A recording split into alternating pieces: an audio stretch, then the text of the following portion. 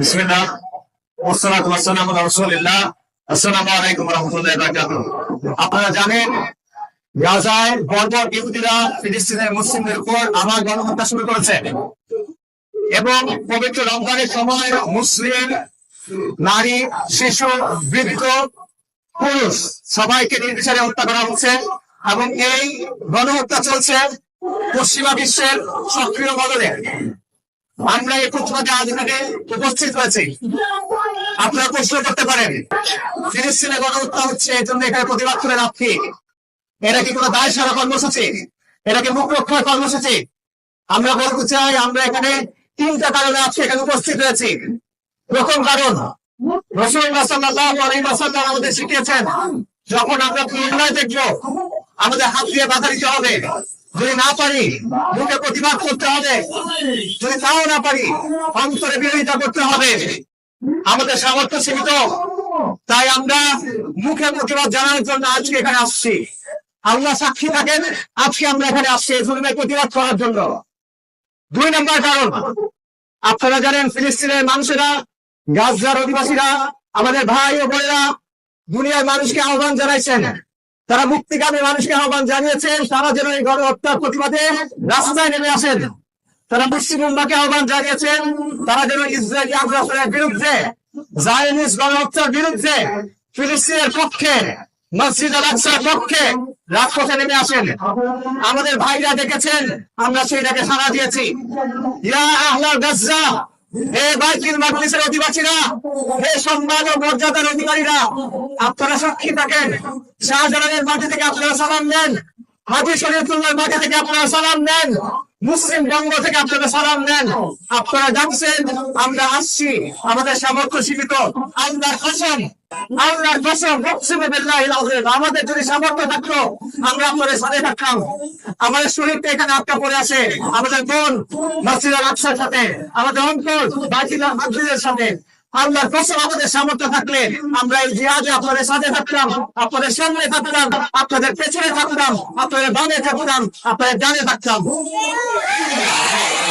তৃতীয় যে কারণে আমরা উপস্থিত হলাম সেটা হলো একটা সত্য এই কওমের সামনে স্পষ্ট করার জন্য, এই 18 কোটি মানুষের সামনে স্পষ্ট করার জন্য।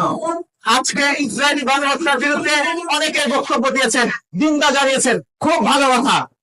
কিন্তু এই গণহত্যার পেছনে আমেরিকার দায় নিয়ে বক্তব্য কোথায়?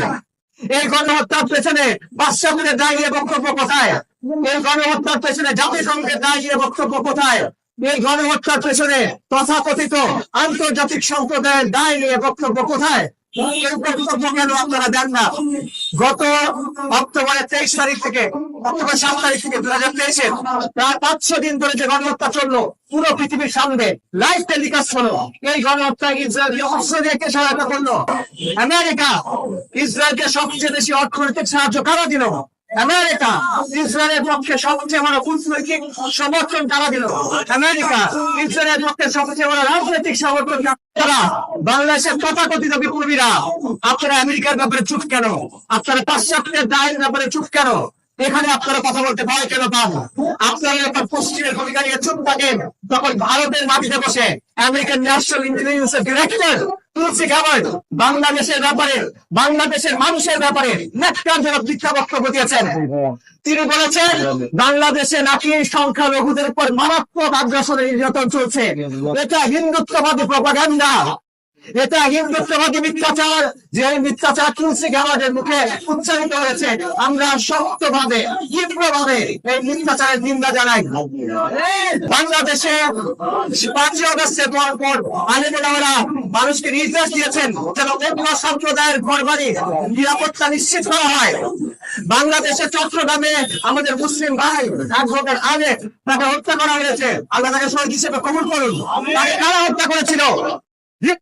সন্ত্রাসীরা তাকে হত্যা করে তাকে হত্যা করেছিল হিন্দুত্ববাদী জঙ্গিরা।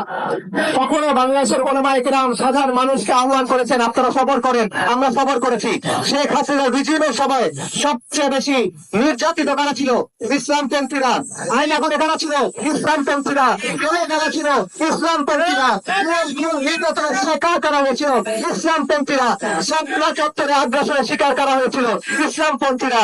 প্রহসনের ট্রাইব্যুনাল বানিয়ে ফাঁসিতে কাদের ঝুলানো হয়েছিল ইসলামপন্থীদের।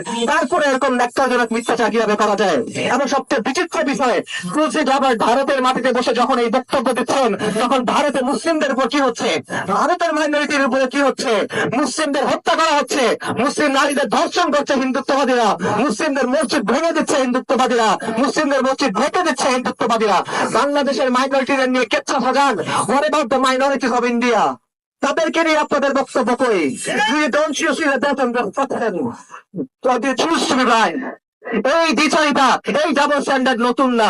এই পশ্চিমা বিশ্ব শত শত বছর ধরে আমাদের এই ভূমিগুলোতে লুটপাট চালিয়েছে, কলোনিয়াল আগ্রাসন চালিয়েছে। তারা তাদের আইন, তাদের ব্যবস্থা আমাদের উপর চাপিয়ে দিয়ে গেছে। সারা বিশ্ব জুড়ে তারা যুদ্ধ চাপিয়ে দিয়েছে, তারা পারমাণবিক বোমা আবিষ্কার করেছে, তারা গণহত্যা চালিয়েছে। গণহত্যা চালিয়েছে ভিয়েতনামে, সিরিয়ায়, আফগানিস্তানে, ইরাকে, ইয়েমেনে।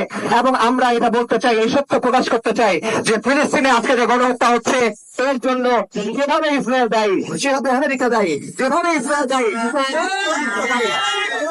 গণহত্যার বিরুদ্ধে নিন্দা আমরা জানিয়ে গেলাম। আমরা বক্তব্য শেষ করার আগে বলতে চাই, হিন্দুত্ববাদী আমরা ইসরায়েলে, ফিলিস্তিনে ইসরায়েলি গণহত্যা যেরকম নিন্দা জানাই, আমরা ভারতে হিন্দুত্ববাদী আগ্রাসনের সেভাবে নিন্দা জানাই। এবং আমরা বলি, হিন্দুত্ববাদ এবং জায়নবাদ, হিন্দুত্ববাদ এবং জায়নবাদ দুই ভাই। হিন্দুত্ববাদ এবং জায়নবাদ একে অপরের মিত্র, তারা একে অপরের এবং তারা পুরো বিশ্ব জুড়ে, তারা পুরো বিশ্ব জুড়ে মুসলিমদের বিরুদ্ধে চক্রান্ত করছে, তারা বাংলাদেশের বিরুদ্ধে চক্রান্ত করছে। এই প্রমাণ হলো এই বক্তব্য এবং এই চক্রান্ত বাংলাদেশের মানুষ ইনশাল্লাহ প্রতিরোধ করবে। অনেকেই প্রস্তাব তুলেছেন পাসপোর্টে এক্সেপ্ট ইসরায়েল নীতি পুনর্বহাল করা হোক। এতে একটি সঠিক দাবি, এতে একটি সম্মানজনক অবস্থান, এই দাবি পূরণ করতে হবে। পাসপোর্ট থেকে এক্সেপ্ট ইসরায়েল এই কথা পুনর্বহাল করতে হবে।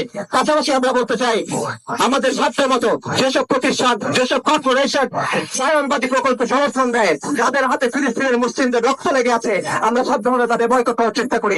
সবশেষে আমরা বলতে চাই, রমাদানের শেষ 10 দিন আসন্ন, দোয়া কবুলের সময় আসন্ন। আপনারা দোয়া করেন আল্লাহর কাছে, দোয়া কবুলের সময়ে, ইফতারের সময়, শহরের সময়, তারাবির সময়, তাহাজ্জুদের সময় আল্লাহর কাছে দোয়া করেন, মজলুমের জন্য দোয়া করেন, বিজয়ের জন্য দোয়া করেন, জালিমের বিরুদ্ধে দোয়া করেন, ফিরআউন এবং নমরুদের বিরুদ্ধে দোয়া করেন, কুফরি শক্তি এবং শিরকি শক্তির বিরুদ্ধে দোয়া করেন। ওয়া আখিরু দাওয়ানা আলহামদুলিল্লাহি রাব্বিল আলামিন। ইন্নাল হামদুলিল্লাহ ওয়াসসালাতু ওয়াসসালামু আলা রাসূলিল্লাহ। বাংলাদেশের সাথে ইসরায়েলের একটা, বাংলাদেশের সাথে গাজার ভৌগোলিক একটা মিল আছে। আপনারা লক্ষ্য করেছেন কিনা? বাংলাদেশের অলমোস্ট চারদিক থেকে, অল্প একটু জায়গা বাদে চারদিক থেকেই ভারত দ্বারা পরিবেষ্টিত। একটা দেশের অল্প একটু বর্ডার আছে, সেটা হলো মিয়ানমার। গাজার চারিদিক থেকে ইসরায়েল দ্বারা পরিবেষ্টিত একটা দেশের অল্প একটু বর্ডার আছে, সেটা হলো মিশর। আর বাকি একদিকে সমুদ্র, বাংলাদেশের আরেকদিকে কি সমুদ্র। মিলটা পেয়েছেন? আল্লাহ রাব্বুল আলামিন কুরআনুল কারীমে দুইটা জাতিকে মুসলমানদের সবচেয়ে জঘন্যতম শত্রু হিসেবে সাব্যস্ত করেছেন। আল্লাহ বলেছেন, লাতাজিদান্না আশাদ্দান নাসি আদাওয়াতাল লিল্লাযীনা আমানুল ইয়াহুদ ওয়াল্লাযীনা আশরাকু, যে তুমি মানুষের ভিতরে ঈমানদারদের জন্য সবচেয়ে কঠোরতম শত্রু হিসেবে পাবা দুই শ্রেণীকে, একটা হলো ইহুদি এবং আরেকটা হলো পৌত্তলিক মুশরিক। একদিকে পৌত্তলিক, একদিকে ইহুদি, আরেকদিকে পৌত্তলিক মুশরিক। মিলটা কি পেয়েছেন? সুতরাং আপনি এই ইকুয়েশনটা মিলিয়ে নেন। হয়তো আপনার লড়াই এবং সংগ্রামের সাথেও ফিলিস্তিনিদের লড়াই এবং সংগ্রামের একটা মিল থাকবে। তো সেই যে সংগ্রাম আমাদের সামনে আসবে, সেটাকে মোকাবেলা করার জন্য আমাদের এখন থেকে কিছু প্রস্তুতি প্রয়োজন। সেই প্রস্তুতি সম্পর্কে আমরা কিছু কথা বলবো এবং আমাদের বর্তমান যে বাংলাদেশের শাসন ব্যবস্থা আছে তাদের কাছে ওলামা জনতা ঐক্য পরিষদের পক্ষ থেকে কিছু দাবি আমি স্পষ্ট করে তুলে ধরবো। 1 নাম্বার, আমাদের বাংলাদেশের পাসপোর্টে আগে লেখা থাকতো এক্সট্রিম ইসরায়েল, অর্থাৎ এই পাসপোর্ট দিয়ে পৃথিবীর সকল দেশে ভ্রমণ করা যাবে, ইসরায়েল ছাড়া ইসরায়েলে ভ্রমণ করা যাবে না। আমরা দেখেছি গত ফ্যাসিস্ট সরকার সেই ভারতের মাধ্যমে ইসরায়েলের সাথে আতাতের কারণে আমাদের পাসপোর্ট থেকে এক্সেপ্ট ইসরায়েল শব্দটি তুলে দিয়েছে। এখন বাংলাদেশের পাসপোর্ট নিয়েও ইসরায়েলে ভ্রমণ করা যায়। এর অর্থ হলো আপনি অঘোষিত ভাবে ইসরায়েলকে রাষ্ট্র হিসেবে স্বীকৃতি প্রদান করলেন। আমরা বিগত ব্রিটিশ সরকারের এই জঘন্যতম ও নিন্দনীয় কাজের নিন্দা জানাচ্ছি এবং বর্তমান সরকারের প্রতি আহ্বান জানাচ্ছি, আমাদের পাসপোর্টে আবার এক্সেপ্ট ইসরায়েল শব্দটি পুনর্বহাল করতে হবে। যদি পুনর্বহাল না করা হয় তাহলে আমরা জানিয়ে দিতে চাই আরো বৃহত্তর পরিসরে গণ আন্দোলন করে তোলা হবে। আমরা দেখেছি বিগত সরকার বাংলাদেশের মুসলমানদের উপরে গুপ্তচর বৃত্তি করার জন্য ইসরায়েল থেকে আপনার সফটওয়্যার কিনেছে, গুপ্তচর বৃত্তির সফটওয়্যার পেগাসাস। এই একটা বিষয় বিভিন্ন গণমাধ্যমে প্রকাশিত হয়ে পড়েছিল। আমরা জানি না এই ফ্যাসিস্ট সরকার ভারতের মদদে এবং আতাতে ইসরায়েলের সাথে আরো কি কি গোপন চুক্তি করেছে। গোপন চুক্তি করা কি সম্ভব না?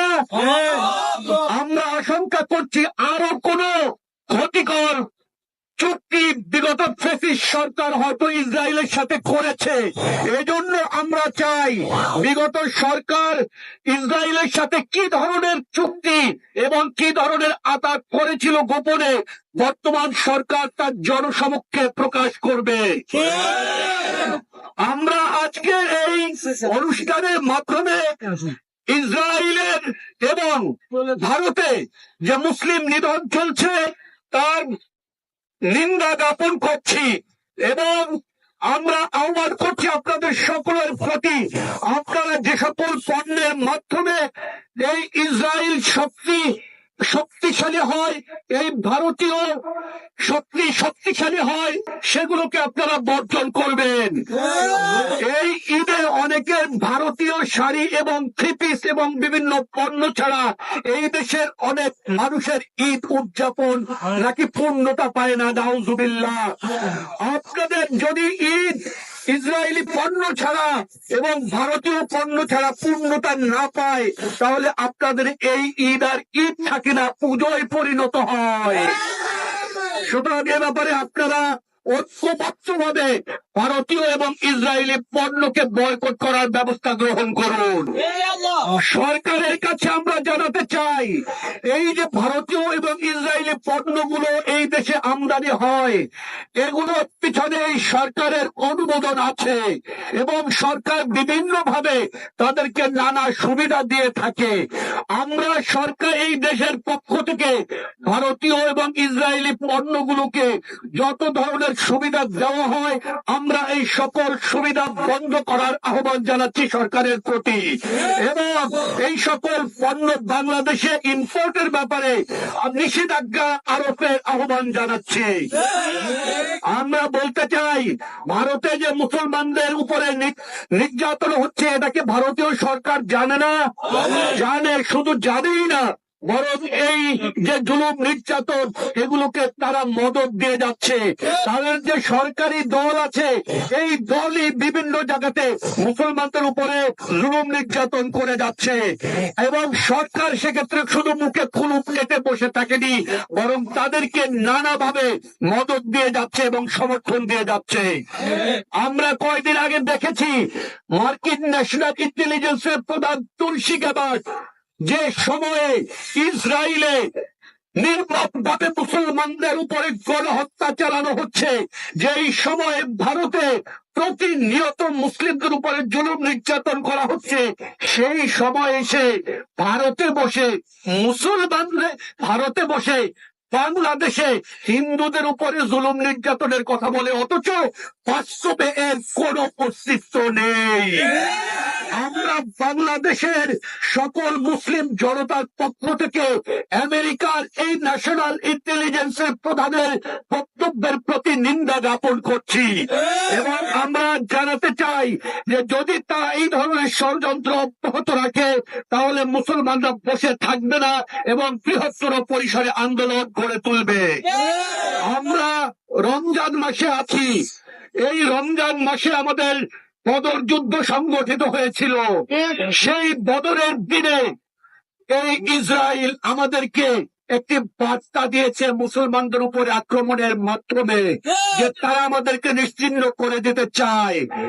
এই পৃথিবীতে ফেরাউন এসেছিল, নমরুদ এসেছিল, হামান এসেছিল, কারুন এসেছিল, অনেক শক্তি এই পৃথিবীতে এসেছিল। সকল শক্তি নিশ্চিহ্ন হয়ে গেছে, ইসলাম টিকে আছে এবং মুসলমানরা টিকে আছে এবং টিকে থাকবে ইনশাআল্লাহ। আমরা আপনাদের সকলের প্রতি আহ্বান জানাচ্ছি, এই রমজানের শেষ দিনে আপনারা বেশি বেশি করে কোরআন তেলাওয়াত করবেন এবং কোরআনে যে বক্তব্যগুলো এসেছে এই ইহুদি এবং মুশরিকদের ব্যাপারে আপনারা সেগুলো অনুধাবন করবেন। আপনারা মুসলমানদের জন্য দোয়া করবেন, আপনারা মুসলমানদের জন্য চোখের অশ্রু বিসর্জন দেবেন আল্লাহর কাছে এবং আল্লাহর কাছে সাহায্য চাইবেন। আল্লাহ যেন আমাদেরকে তাদের সামনে থেকে, পিছনে থেকে, ডানে থেকে, বামে থেকে আমাদেরকে লড়াই করার তৌফিক দান করেন। আমরা আমাদের ততক্ষণ পর্যন্ত আমাদের এই লড়াই বন্ধ হবে না যতক্ষণ পর্যন্ত আল-আকসা মুসলমানদের নিয়ন্ত্রণে না আসবে, যতক্ষণ পর্যন্ত ফিলিস্তিনের ভূমি মুসলমানদের নিয়ন্ত্রণে না আসবে, ততক্ষণ পর্যন্ত আমরা আমাদের লড়াই চালিয়ে যাব, আমরা আমাদের লড়াই চালিয়ে যাব, আমরা আমাদের লড়াই চালিয়ে যাব ইনশাআল্লাহ।